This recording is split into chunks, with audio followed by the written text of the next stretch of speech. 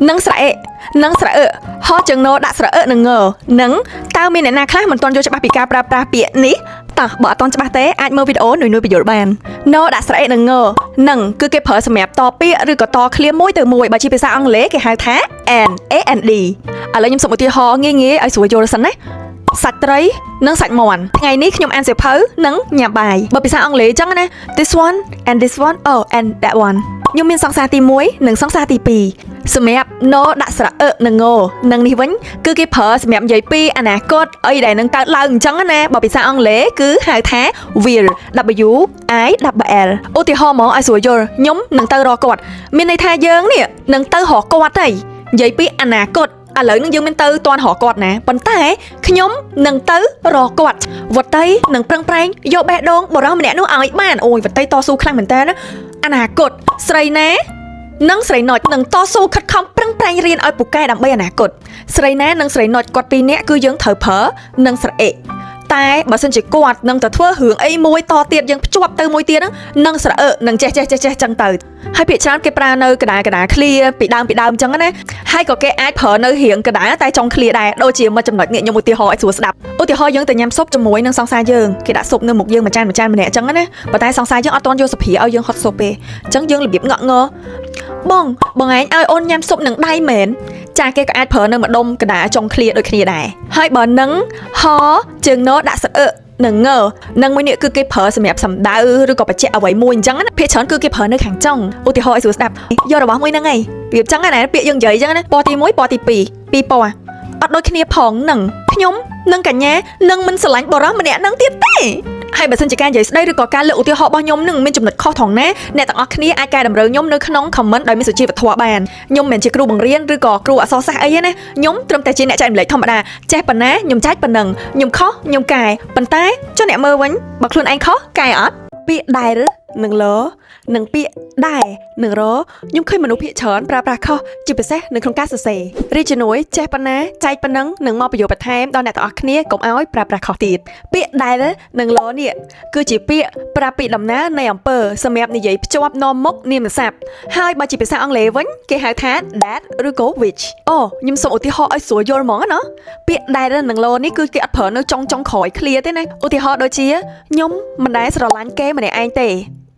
ពាក្យដែលគេនិយាយគឺជាពាក្យមិនពិតរឿងដែលមិនអាចទៅរួចនោះគឺ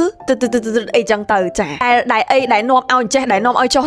ទៅទៀតចឹងទៅហើយចូលមកដល់ពាក្យដែលនឹងរនេះវិញអានេះរបៀបជាដូចគ្នាផងដែរហើយបើជាភាសាអង់គ្លេសវិញគេនិយាយថា also or to អញ្ចឹងណា to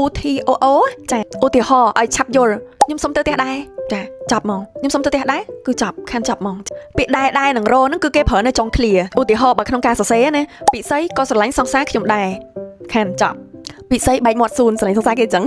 ខ្ញុំសូមឧទាហរណ៍ឲ្យសบายងាយយល់អញ្ចឹងបានអ្នកទាំងអស់គ្នាឆាប់ចាប់បានណាធំត្រូវពេកមើលទៅប្រហែលជាចាប់អត់បានទេមើលទៅចាភាគច្រើនដែលយើងប្រើនៅក្នុង Facebook comment អីចឹងណាយើងឃើញណាគេនេះដូចខ្ញុំពាក់អាវក្រហមអីចេះហើយអ្នក comment ហ្នឹងកំពុងតែពាក់អាវក្រហមដូចខ្ញុំដែរអញ្ចឹងគាត់ចូល comment ថាអូចៃនុយពាក់អាវពណ៌ក្រហមដូចខ្ញុំដែរដែរហ្នឹងគេប្រើរមិនប្រើមួយលណាលហ្នឹងគឺគេប្រើនៅកណ្ដាលទេ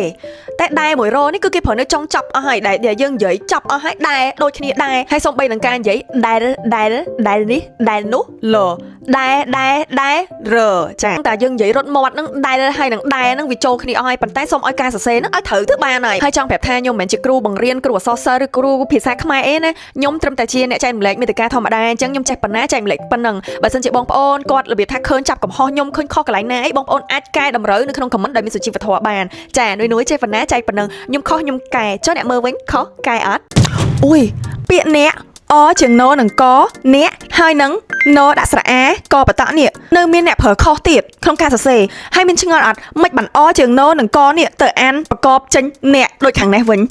តោះចឹងបើសិនជាឆ្ងល់ហើយនុយអាចបញ្យល់ប្រាប់បានប៉ុន្តែខ្ញុំបញ្ជាក់ឲ្យខ្ញុំមិនមែនជាគ្រូបង្រៀនទេណាខ្ញុំចេះប៉ុណ្ណាខ្ញុំចែកប៉ុណ្ណឹងពាក្យអ្នកអជាងណនឹងកអ្នកគឺគេសំដៅទៅលើបុគ្គលមនុស្សឬក៏ជនណាមួយបើភាសាអង់គ្លេសវិញគេហៅថា you I love you ឯនោះឧទាហរណ៍ពីដើមចឹងណាដែលឃើញពីដើមឬក៏យើងមើលក្នុងរឿងឯងឃើញអ្នកខ្លះអ្នកអើយអញ្ជើញទៅណាអ្នកនេះអ្នកនោះនឹងគេប្រើអ្នកគឺគេសំដៅទៅលើហៅអ្នកណាម្នាក់អ្នកណាជាម្ចាស់បេះដូងខ្ញុំអាហ្នឹងយើងប្រើប្រាស់រងថ្ងៃអញ្ចឹងណាអ្នកចម្រៀង អ្នកស្រីអ្នកគ្រូគឺគេប្រើអ្នកសំដៅឧទាហរណ៍ថាមិត្តភក្តិយើងអ្នកលីសាមកនេះបន្តិចម៉ែហៅវាយ20រំពាត់បែបហ្នឹងអីអញ្ចឹងណាបើនិយាយពីការប្រកបវិញមិនបាន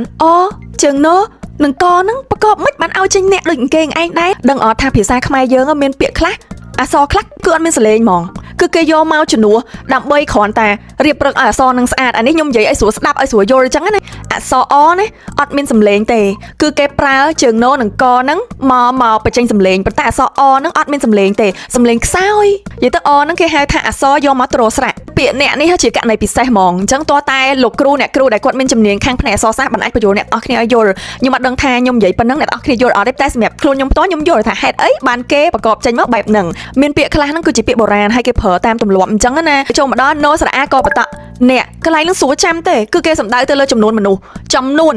គេអត់ប្រើទៅលើបុគ្គលទេគេប្រើទៅលើចំនួនរាប់1 2 3អីចឹងណាម្នាក់2នាក់3នាក់20នាក់ចង់រាប់មនុស្សអីចឹងណាអ្នកគឺគេប្រើខាងក្រោយគេចឹងទៅម្នាក់2នាក់ពេលគេសួរធម្មតាមកគ្នាម្នាក់អ្នកចង់ក្រោយហ្នឹងគឺគេចង់ដឹងថាចំនួនមនុស្សហើយភាសាអង់គ្លេសពេលគេចង់សួរយើង how many people ហើយបន្ទាប់មកយើងឆ្លើយថា3 people 2 people ចាមានតែប៉ុណ្្នឹងបើសិនជាខ្ញុំចែកម្លែកទៅខុសទាស់ត្រង់ណាសូមលោកគ្រូអ្នកគ្រូនិងបងប្អូនទាំងអស់គ្នាជួយកែតម្រូវខ្ញុំនៅក្នុង comment ប្រាប់ឲ្យខ្ញុំដឹងផងដើម្បីដឹងខ្លួនថាខ្ញុំខុសឡើងណាខ្ញុំកែឡើងនឹងអញ្ចឹងណាដើម្បីចែកម្លែកជូនបងប្អូនបន្តទៀតចាអរគុណច្រើន